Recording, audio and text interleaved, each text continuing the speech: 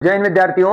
आज के लेक्चर में हम क्लास 11th मैथ्स चैप्टर 1 समुच्चय के अंतर्गत प्रश्नावली 1.1 को हल करेंगे।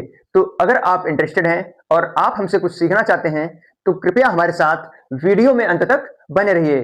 तो हम आपको सबसे पहले बताएंगे कि समुच्चय क्या है।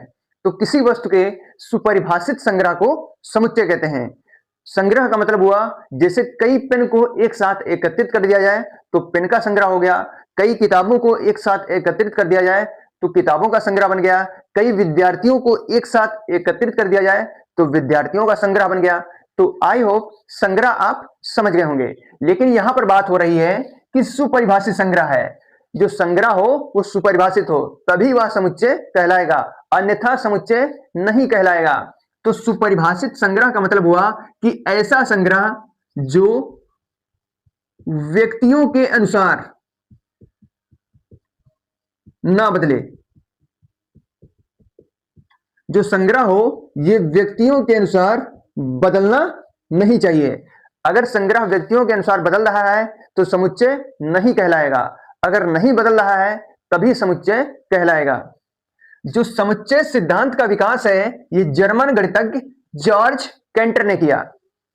तो समुच्चय सिद्धांत का विकास जर्मन गणितज्ञ जॉर्ज कैंटर ने किया था।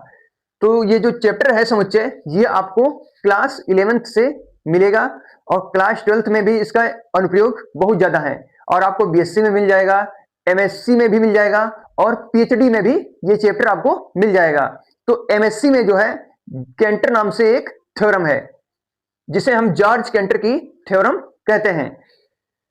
तो जो समुच्चय में जो अवयव होते हैं इन्हें मझले कोष्ठक के अंदर लिखा जाता है। जैसे हमें लिखना हो प्राकृतिक संख्याओं का समुच्चय तो हम लिख लेंगे n बराबर 1 2 3 4 मझला कोष्ठक लगा देंगे। अगर आप मझला कोष्ठक नहीं लगा रहे हैं तो वह समुच्चय नहीं कहलाएगा। और जो समुच्चय के अंदर अवयव लिखे जाते हैं इन्हें अर्धविराम के द्वारा पृथक किया जाता है। जैसे हमने यहां पर लिखा 1, फिर आपको अर्धविराम लगाना है, कॉमा लगाना है, फिर 2 लिखना है, फिर 2 के बाद फिर से कॉमा लगाना है, फिर 3 लिखना है। तो ऐसे ही आपको सभी अवयवों के बाद अर्धविराम लगाना है। तो हम आपको उदाहरण की सहायता से समुच्चय को समझाने का प्रयास करेंगे। तो पहला एग्जांपल हमने यहां पर लिया है 10 से कम विषम प्राकृतिक संख्याओं का समुच्चय। अब 10 से कम विषम प्राकृतिक संख्या हो जाएंगी 1 3 5 7 9। तो यहां पर हम लिख लेंगे 10 से कम प्राकृतिक संख्याएं 1 3 5 7 9। ये आपकी हो गई 10 से कम